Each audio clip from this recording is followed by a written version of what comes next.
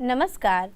राज्य शिक्षा शोध एवं प्रशिक्षण परिषद बिहार पटना में आपका पुनः स्वागत है।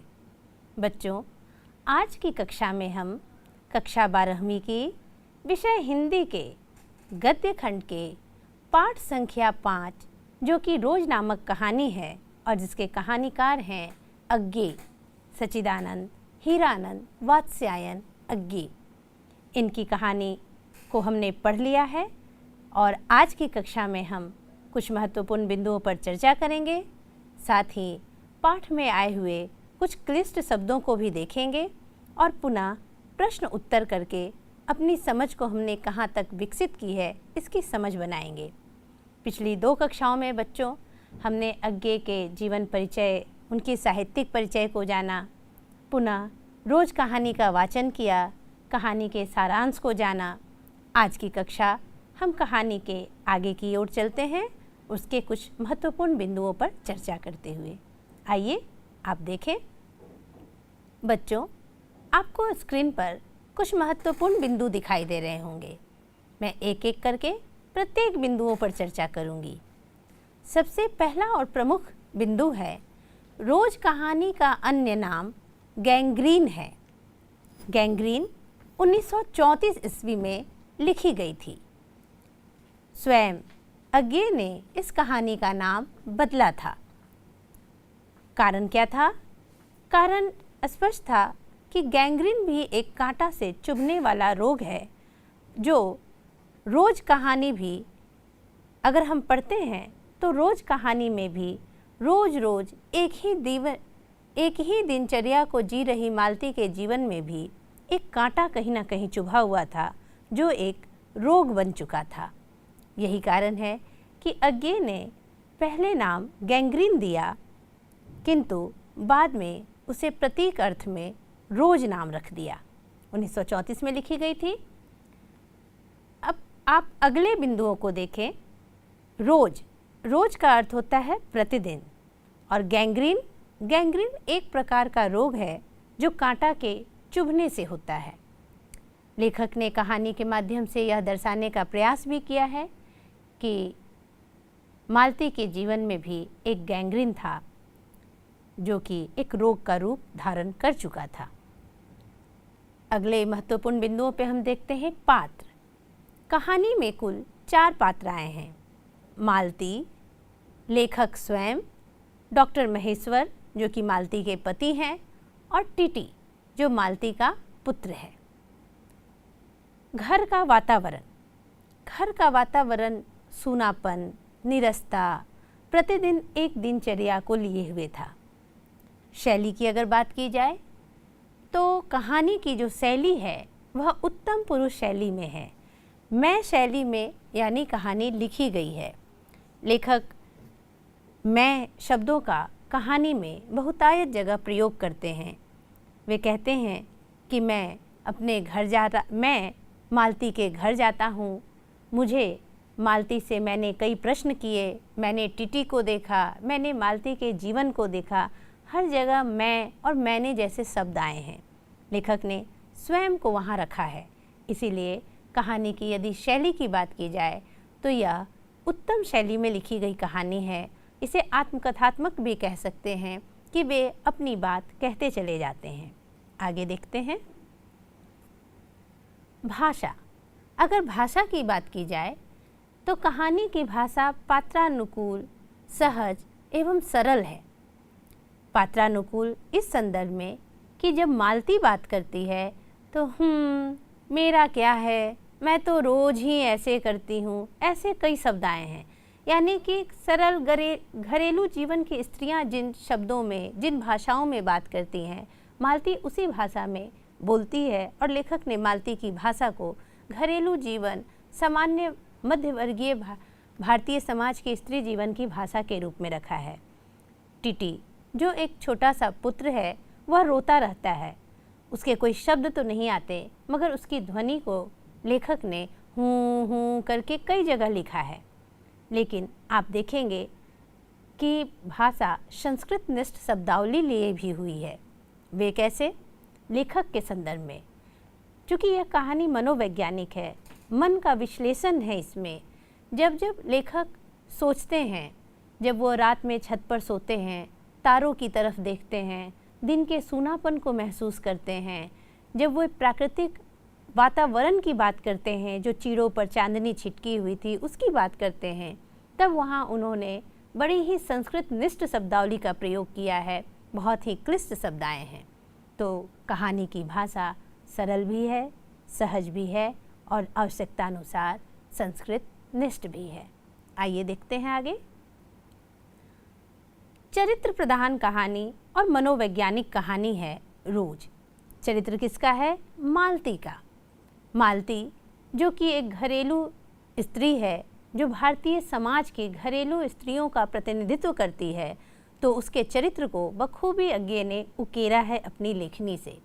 और मनोवैज्ञानिक कहानी इसलिए है क्योंकि मालती के जीवन में जो घटनाएं घट रही हैं वह लेखक अपने मन के स्तर पर उसे महसूस करते हैं। इसीलिए मन के विज्ञान के, मन का विश्लेषण करते हैं अज्ञे। इसलिए यह कहानी मनोवैज्ञानिक कहानी भी है और साथ ही साथ एक चरित्र प्रधान कहानी भी है। आगे देखते हैं। मध्यवर्गीय भारतीय समाज में घरेलू स्त्री के जीवन और उसकी निरस्ता, जड़ता से उपजी मनोदशा का चित्रण हुआ है।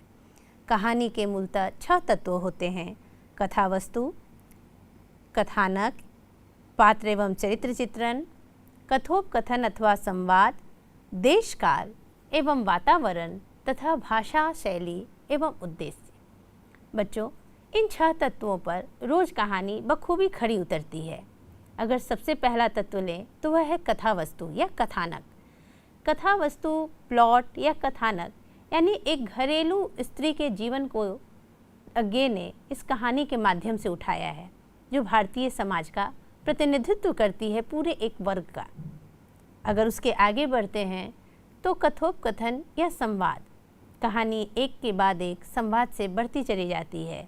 जैसे जैसे लेखक सवाल करते हैं, मालती उत्तर देती है, फिर मालती कुछ सवाल करती है, लेखक उत्तर देते हैं, फिर महेश्वर। ऐसे करते करते कहानी संवादात्मक रूप में आगे बढ़ती जाती है।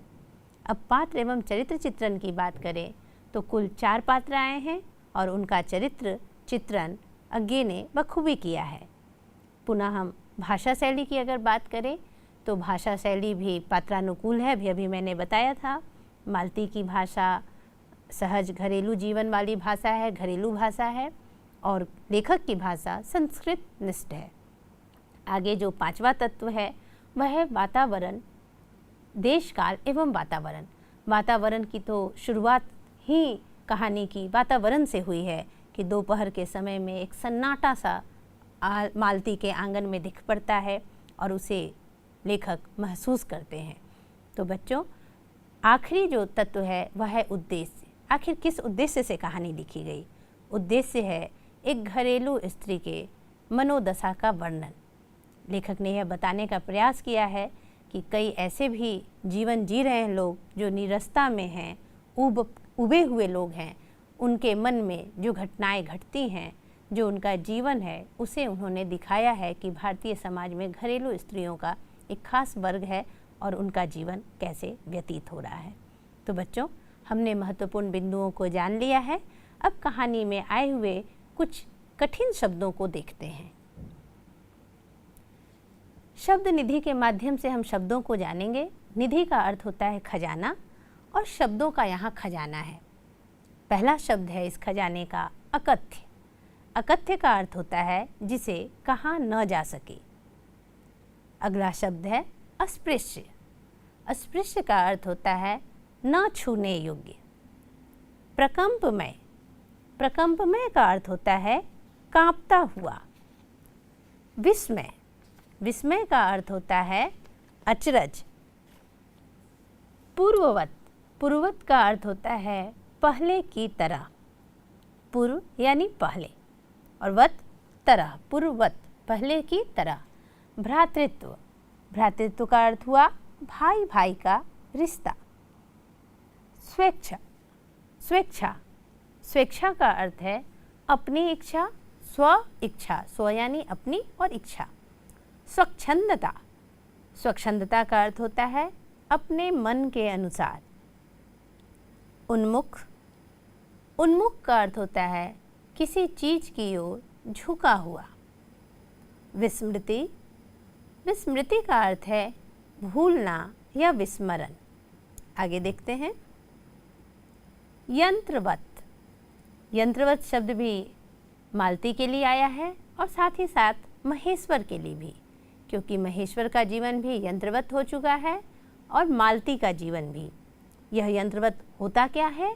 यंत्रवत का अर्थ होता है मशीन की तरह, यानी जैसे एक मशीन के जीवन में कहीं कोई रस नहीं होता, केवल एक कार्य संचालन होता है जो अपने नियत समय पर शुरू होता है और नियत समय पर समाप्त हो जाता है। यही जीवन डॉक्टर महेश्वर का भी है जो मालती के पति हैं, और स्वयं मालती का भी है जो लेखक की दूर के रिश्ते की बहन है, सख्य भाव है जिसके बीच, और लेखक इस चीज़ को बहुत अच्छे से महसूस कर पाते हैं। विस्तीर्ण अगला शब्द है जिसका अर्थ होता है चौड़ा या फैला हुआ। अनभ्र।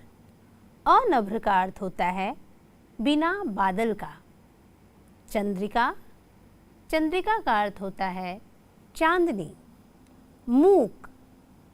मूक का अर्थ होता है बेआवाज या शांत। अपर संज्ञा। अपर संज्ञा का अर्थ होता है लक्षण, अर्थात जो लक्षणों से पता चले। तौक। तौक का अर्थ होता है भार या हंसुली। वामता। वामता का अर्थ होता है विपरीतता। तो बच्चों, हमने इतने सारे शब्दों को जाना, उसके अर्थ को जाना, और वे शब्द कहाँ कहाँ प्रयोग में आए हैं, जैसे यंत्रवत शब्द के बारे में मैंने बताया भी। हमने शब्द निधि के माध्यम से इतने शब्दों को जान लिया है। अब हमने पिछली 2 कक्षाओं में जो कहानी पढ़ी, अज्ञे के व्यक्तित्व से रूबरू हुए, उनके साहित्यिक परिचयों को हमने जाना, साथ ही साथ कहानी के संबंध में, और आज जो हमने कुछ महत्वपूर्ण बिंदुओं को जाना, उन सभी से लिया गया कुछ 25 प्रश्नों का एक सवाल है। पूरा एक सवाल क्रम है 25 प्रश्नों का। हम उसे एक एक कर देखेंगे, चर्चा करेंगे कि हमने अपनी समझ कितनी बना पाई है। आइए प्रश्न उत्तर देखते हैं। पहला प्रश्न है, अज्ञे का पूरा नाम क्या है? आइए उत्तर देखते हैं। उत्तर है सच्चिदानंद हीरानंद वात्स्यायन अज्ञे। बच्चों, मैं आपको एक बहुत ही महत्वपूर्ण बात बता रही हूँ। यह है हमारे परीक्षा के दृष्टिकोण से। परीक्षा में जब सवाल पूछे जाते हैं, कक्षा 10वीं में भी अज्ञे को पढ़ना है। उनकी एक कविता है हिरोशिमा, और 12वीं में आप पढ़ रहे हैं जो रोज कहानी है। तो बच्चों, अज्ञे से यह सवाल अक्सर पूछा जाता है कि अज्ञे का पूरा नाम क्या है, और ऐसे प्रश्नों को यदि 2 नंबर में दिया गया तो ठीक सवाल वैसे ही पूछा जाएगा जैसे अभी अभी मैंने पूछा है। किंतु कभी कभी 1 नंबर में यह सवाल पूछा जाता है और वह विकल्प में दिए होते हैं। जैसे विकल्प हो सकता है वात्स्यायन हीरानंद अज्ञे, हीरानंद वात्स्यायन अज्ञे, सच्चिदानंद हीरानंद अज्ञे, और एक आखिरी विकल्प दिया जा सकता है सच्चिदानंद हीरानंद वात्स्यायन अज्ञे। तो आप ऐसे सवालों का जब उत्तर होगा तो बिल्कुल घबराएंगे नहीं, धैर्यपूर्वक तीनों नाम अच्छे से उनके पूरे नाम को पढ़ेंगे, सच्चिदानंद हीरानंद वात्स्यायन अज्ञे, और तब आप उसका उत्तर करेंगे। अब हम अगले प्रश्न की ओर चलते हैं। अगला प्रश्न है, अज्ञे का जन्म कब और कहाँ हुआ? चलिए उत्तर देखते हैं। उत्तर है 7 मार्च 1911, कसेया, कुशीनगर, उत्तर प्रदेश।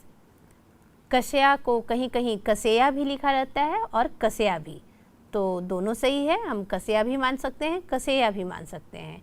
कुशीनगर में अवस्थित है, उत्तर प्रदेश में। आइए देखते हैं आगे। तीसरा प्रश्न है, अज्ञे का मूल निवास कहाँ था? उत्तर देखते हैं। करतारपुर, पंजाब। आप ध्यान देंगे, इनका जन्म कुशीनगर उत्तर प्रदेश में हुआ है, कसेया में, किंतु ये मूल निवास इनका कहाँ है? तो करतारपुर, पंजाब। चलिए अब हम चौथे प्रश्न की ओर चलते हैं। चौथा प्रश्न है, अज्ञे के माता पिता का नाम क्या था? उत्तर देखते हैं। उत्तर है व्यंती देवी एवं डॉक्टर हीरानंद शास्त्री। आइए अब हम पांचवें प्रश्न की ओर चलते हैं। पांचवा प्रश्न है, डॉक्टर हीरानंद शास्त्री क्या थे? पेशे से क्या थे हीरानंद शास्त्री? आइए उत्तर देखें। उत्तर है प्रख्यात पुरातत्ववेत्ता। यह सवाल अक्सर पूछा जाता है क्योंकि अज्ञे का एक पूरा जीवन उनके व्यक्तित्व का प्रभाव उनके पिता के पेशे के कारण बना, क्योंकि पुरातत्ववेत्ता होने के कारण उनके पिता यहाँ यत्र तत्र खुदाई के लिए जाते थे। वहाँ वे लोग सर्वे करते थे और अज्ञे बचपन में उनके साथ ही जाया करते थे। ऐसा कहा भी जाता है कि अज्ञे का जन्म भी पुरातत्व के खुदाई हो रही थी कहीं, वहाँ एक शिविर लगा था, उसी शिविर में अज्ञे का जन्म भी हुआ था। यही कारण है कि पूरे हिंदी साहित्य में राहुल सांकृत्यायन के बाद कोई घूमने वाला, सबसे अधिक भ्रमण करने वाला साहित्यकार हुआ तो वह साहित्यकार हैं अज्ञे। तो इनके पिता के विषय में यह सवाल जरूर पूछा जाता है। चलिए अब हम अगले प्रश्न की ओर चलते हैं। छठा प्रश्न है, अज्ञे द्वारा अंग्रेजी में संपादित पत्र कौन कौन से हैं? चलिए उत्तर देखते हैं। उत्तर है थॉट, वॉक और एवरीमैन्स। ये तीनों पत्र अंग्रेजी में अज्ञे ने निकाला था। चलिए अब हम सातवें प्रश्न की ओर चलते हैं। सातवां प्रश्न है, अज्ञे ने बचपन में खेलने के लिए कौन सा नाटक लिखा? याद है आपको? चलिए उत्तर देखते हैं। उत्तर है इंद्र सभा। इंद्र सभा नामक नाटक अज्ञे ने स्वयं लिखा था, वह भी बचपन में खेलने के लिए, और निश्चित तौर पे बचपन में ही इन्होंने लिखा होगा। अज्ञे ने कविता भी लिखनी शुरू की थी महज 10 वर्ष की अवस्था में। 10 वर्ष की अवस्था में उन्होंने कविता लिखी और बचपन में खेलने के लिए स्वयं एक नाटक लिखा जिसका नाम है इंद्र सभा। चलिए आगे देखते हैं। आठवां प्रश्न है, अज्ञे द्वारा लिखित उपन्यास कौन कौन से हैं? चलिए उत्तर देखते हैं। उत्तर है शेखर एक जीवनी, नदी के द्वीप और अपने अपने अजनबी। शेखर एक जीवनी 2 भाग में लिखा गया है, एक 1941 में आई थी और एक 1944 में। नदी के द्वीप 1952 में और अपने अपने अजनबी 1961 में।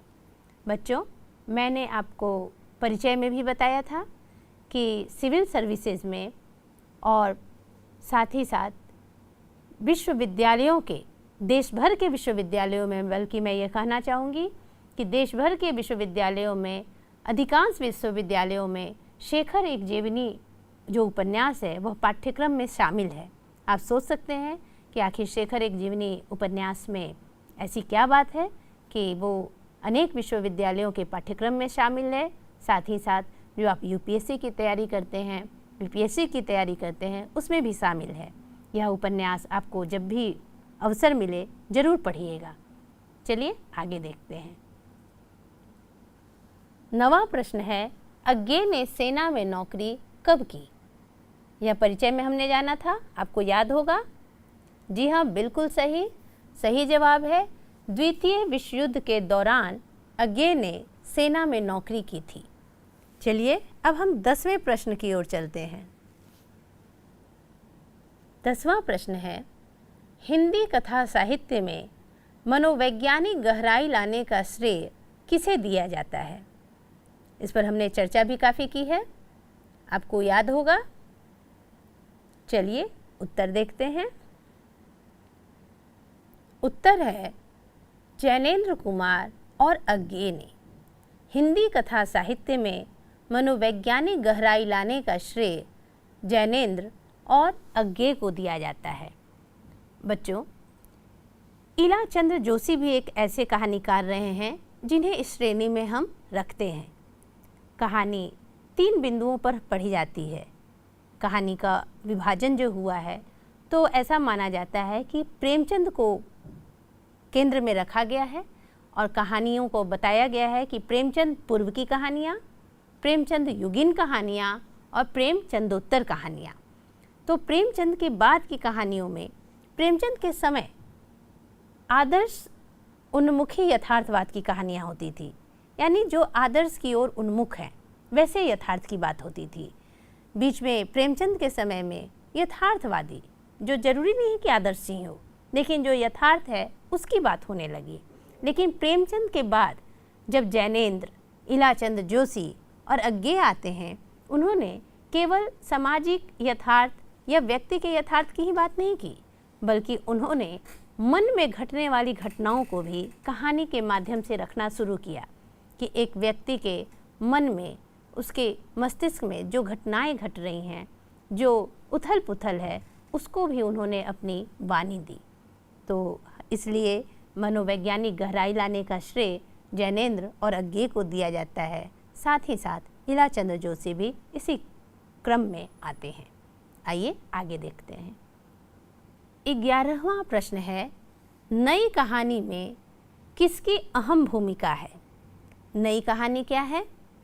जिस प्रकार हिंदी साहित्य में नई कविता आई, हिंदी साहित्य के काल को हमने बांटा है 4 काल में हम पढ़ते हैं: आदिकाल, भक्तिकाल, रीतिकाल और आधुनिक काल। आधुनिक काल कई युगों में था, जैसे भारतेंदु युग, द्विवेदी युग, छायावाद, प्रगतिवाद, तत्पश्चात प्रयोगवाद। प्रयोगवाद से ही अज्ञे आए हैं और फिर नई कविता। नई कविता भी अज्ञे से आगे बढ़ती है, जुड़ती हुई इस परंपरा की। ठीक ऐसे ही यह तो कविताओं में चल रही थी, गद्यों में भी ये बात थी, और गद्य में नई कहानी के नाम से थी। नई कहानी, नई कविता के पुरस्कर्ता हैं अज्ञे। अज्ञे ने नई कहानी में अहम भूमिका निभाई है। नया क्या है? जो नया प्रयोग, नए विचार, नए शिल्प, नए भाषा प्रयोग, ये सभी जो नयापन आया, जो पूर्व की परिपाटी से कुछ हटकर नयापन आया था, उसे नई कहानी का दर्जा दिया गया। और नई कहानी के दर्जा जो दिया गया है उसकी अग्रणी भूमिका में अज्ञे आते हैं, इसलिए यह सवाल भी किया गया है। आइए अब हम अगले प्रश्न की ओर चलते हैं। 12वां प्रश्न है, गैंग्रीन कहानी कब लिखी गई? यह परिचय में ही दिया गया है। चलिए उत्तर देख लेते हैं। उत्तर है 1934। 1934 ईस्वी में गैंग्रीन कहानी लिखी गई थी। आइए अब हम 13वें प्रश्न की ओर चलते हैं। 13वां प्रश्न है, गैंग्रीन कहानी के कहानीकार कौन है? चलिए उत्तर देखते हैं। उत्तर है अज्ञे। मुझे पता था, आपने सही उत्तर दिया है। अब हम 14वें प्रश्न की ओर चलते हैं। 14वां प्रश्न है, गैंग्रीन कहानी का नाम बाद में बदलकर क्या रखा गया? बिल्कुल सही, आप सही सोच रहे हैं, उत्तर भी आ चुका है। उत्तर है रोज। रोज कहानी बाद में रखा गया है नाम, और गैंग्रीन पहले रखा गया है। गैंग्रीन 1934 में लिखा गया था और स्वयं अज्ञे ने इसका नाम बदलकर बाद में रोज रखा। चलिए अब हम 15वें प्रश्न की ओर चलते हैं। 15वां प्रश्न है, रोज कहानी का केंद्रीय भाव क्या है? चलिए उत्तर देखें। उत्तर है मध्यवर्गीय भारतीय समाज में घरेलू स्त्री के जीवन और मनोदशा का अंकन। सही बात भी है। चलिए अब हम 16वें प्रश्न की ओर चलते हैं। 16वां प्रश्न है, रोज कहानी के प्रमुख पात्र कौन कौन हैं? चलिए देखें। लेखक, मालती, डॉक्टर महेश्वर और टीटी, ये 4 पात्र रोज कहानी में आते हैं। सही उत्तर है। चलिए अब हम 17वें प्रश्न की ओर चलते हैं। 17वां प्रश्न दिया गया है कि मालती और लेखक में क्या संबंध है? आपको याद होगा।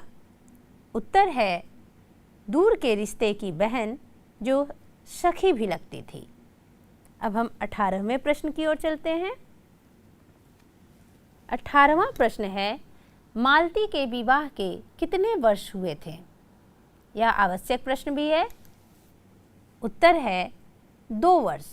चूँकि मात्र 2 वर्ष की अवधि में ही उसका जीवन बिल्कुल नीरस और ऊब भरा हो गया था, जबकि विवाह का सुखद समय विवाह के तुरंत बाद के ही कुछ वर्ष होते हैं और उसी समय मालती का जीवन इतना नीरस और उबाऊ हो गया था, इसलिए यह प्रश्न आवश्यक था।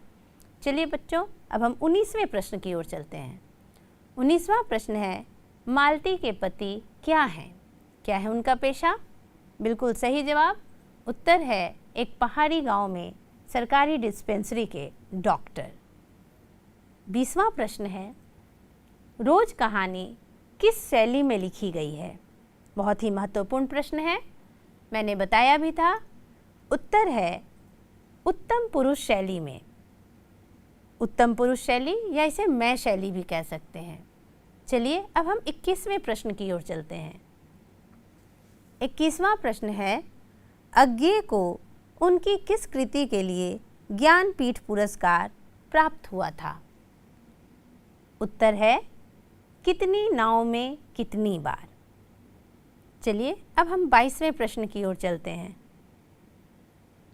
22वां प्रश्न है, अज्ञे को उनकी किस कृति के लिए साहित्य अकादमी पुरस्कार मिला?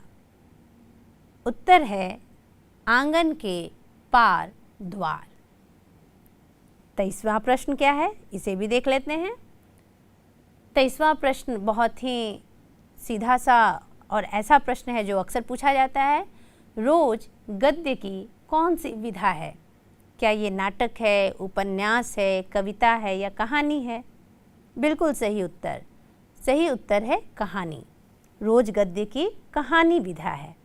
अब हम 24वें प्रश्न की ओर चलते हैं। 24वां प्रश्न है, अज्ञे किस युग के कवि हैं? देखते हैं, अभी अभी मैंने चर्चा भी की थी। सही उत्तर है प्रयोगवाद। अज्ञे ने प्रयोग किया है और प्रयोग इनके लिए साधन है। अज्ञे प्रयोगवादी कवि कहे जाते हैं, जो कि प्रगतिवाद के बाद आया था। अब हम 25वें प्रश्न की ओर चलते हैं। 25वां प्रश्न है, जो कि आखिरी प्रश्न भी है, कि रविंद्रनाथ ठाकुर के गोरा उपन्यास का अनुवाद किसने किया? रविंद्रनाथ ठाकुर के गोरा उपन्यास का अनुवाद किसने किया? क्या आपको याद है? यह हमने परिचय में पढ़ा था। क्या होगा उत्तर? उत्तर है अज्ञे ने। अज्ञे ने रविंद्रनाथ ठाकुर के गोरा उपन्यास का अनुवाद हिंदी में किया था। तो बच्चों, हमने कुल 25 प्रश्नों को देखा, उसका समाधान भी किया और साथ ही साथ हमारी समझ भी बनी कहानी के विषय में, कविता के विषय में, अज्ञे के विषय में, और साथ ही साथ अन्य कुछ भाग को हमने जाना, जैसे कहानी के तत्वों को जाना। प्रयोगवादी कवियों के विषय में चर्चा हुई कि प्रयोगवादी कवियों के लिए क्या था स्थिति, जो प्रयोग करते थे और प्रयोगवादी कवि साधन मानते थे प्रयोग को। ऐसी कई हमने छोटी छोटी लेकिन महत्वपूर्ण चर्चाएं भी की। तो आज की कक्षा निश्चित तौर पे आपको बहुत अच्छी लगी होगी। मैं विश्वास के साथ कह सकती हूँ कि अब आपने रोज़ कहानी को अच्छे से पढ़ लिया है, समझ लिया है। आज की कक्षा में इतना ही, फिर हम अगली कक्षा में एक अगले विषय के साथ मिलते हैं। धन्यवाद।